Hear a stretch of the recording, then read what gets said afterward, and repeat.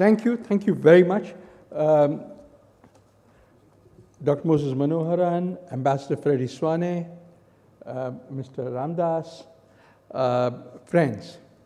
It's a pleasure to be here, and especially to be able to share my thoughts on bridging the North-South divide as far as sustainable development and the sustainable industry is concerned. As we start on this, the first question that hits us is, where is the divide? Freddie, of course, spoke about it. And expanding on what he said, let me focus on two particular areas where I see this divide occurring, and this, therefore, would lead to the kinds of bridges that we need. The first is on the development of technologies. Yes, there are the values. There is also a Danish company, Danfoss, which is based again in Chennai, designs various systems for pumps and pumping systems and HVACs, but designs them in India for the Indian market. And beyond. And beyond. Danfoss is a global company, Freddie.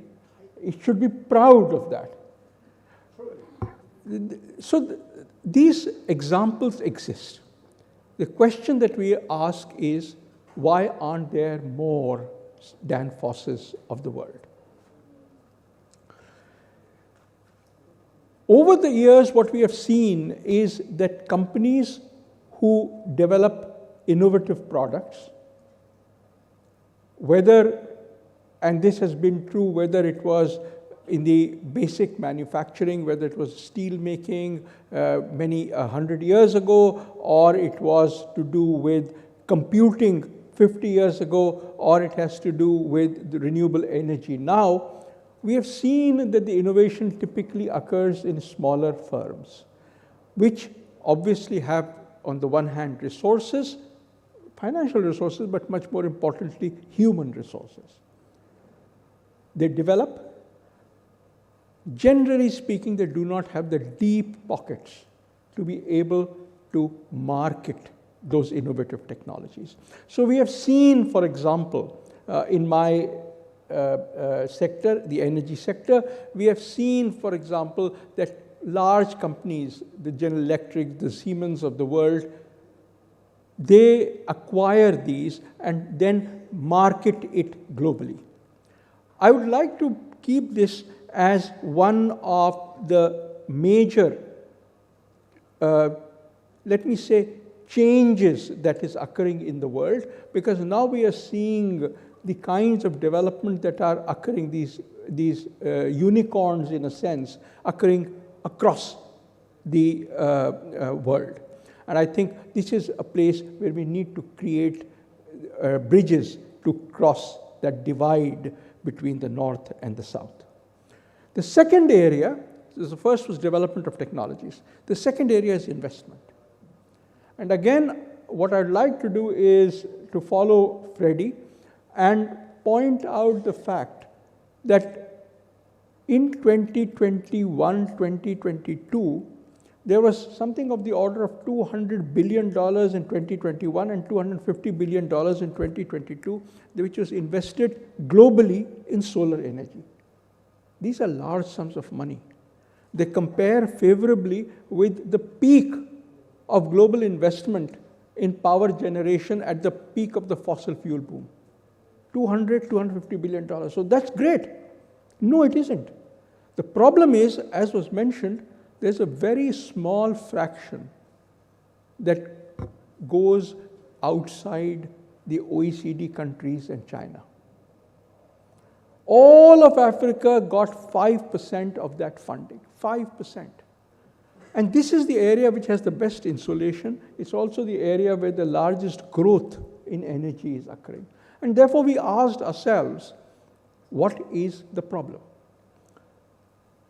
As we looked at the problem, we found that there was a perception, at least a perception, maybe it was the reality, but the perception was that there was enough investment money, But the investment money was not coming into these countries because investors feared that they would not be able to get the returns.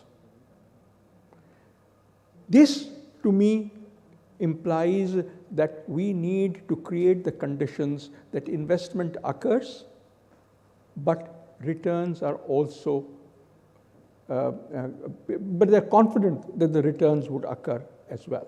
They need to enhance the credit that is provided. So this, to me, led to two bridges that are needed. One is the technology bridge and the other is the finance bridge. What can we do? As was mentioned, clearly global cooperation is the answer. But let me be a little more specific about what kinds of bridges can we make.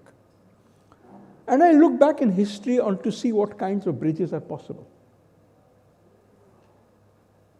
Not that long ago, when the COVID crisis occurred, but before that the HIV crisis occurred, the world created a patent pool so that the retroviruses that were needed, the retrovirus medication that was needed for HIV could be pooled.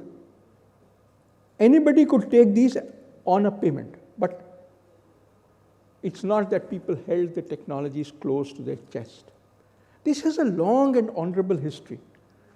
At the end, it was when the US came into the First World War, 1917, they realized they didn't have any fighter aircraft. Why? The US is where the Wright brothers first flew. 1917 is not that far from 1905 when the Wright brothers first flew. Because the Wright brothers and the other major developer of aviation technology, Glenn Curtiss, held patents very close to them. They went after anybody who used, for example, the ailerons or the warping of the fabrics and so on. They went after them and said, how did you use it? We hold the patent for it. So Franklin Roosevelt, who at that point was the Assistant Secretary for the Navy, created the patent pool in which he said anybody who is working in the aviation technology area has to put the patents related to the development into the pool. Anybody could use it, and you have to pay for it. But what it did was, it brought the superiority of the US aviation sector, which continued, I think, at least till the Boeing 747 came out. Yes, as things became more and more complex, dependence on the patent pool declined, and you were much, much more, if you were Boeing or if you were Curtiss Wright or Martin, you much more depended on your own patents because you were now optimizing subsystems within the larger system. But in the initial years, patent pools are essential to take off. I would venture to suggest that in order to promote the very many developments, why is Danfoss successful? Danfoss is successful because it creates products suited to local conditions. Similarly, if you look at another major company, Maruti, Maruti produces cars in India made for the Indian market. Yes, of course, they export it, but the cars are designed for the Indian market.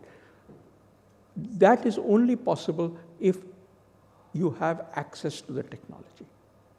Consequently, I would suggest that creating a global patent pool on technologies related to greenness is essential.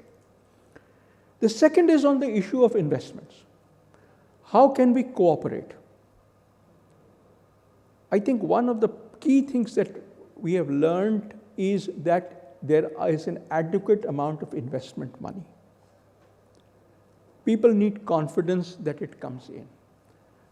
As we noted, the International Solar Alliance is trying to help create a more risk-free atmosphere through a solar facility which would provide a payment guarantee risk to those who invest in projects in Africa. we would like to see this become global. We are obviously doing it at a small scale, but what we would like to see is that the availability of guarantees from, say, the G20 world to the rest of the world becomes a reality. That would help in creating the confidence that is needed for the investment to come in. Yes, there are many other things that are needed. You need policies and regulations which enable transparency, which enable standards to be followed openly, which enable a pipeline to be developed, which enable projects to be awarded through a transparent bidding process, and so on. Legal and technical standards need to be in place. But at the end of it, what we need is a system through which the credit enhancement can occur so that money is pulled into the countries where it is not being pulled in right now. I would like to therefore argue that we need to address these gaps in order for the divide to be met soon. Thank you very, very much.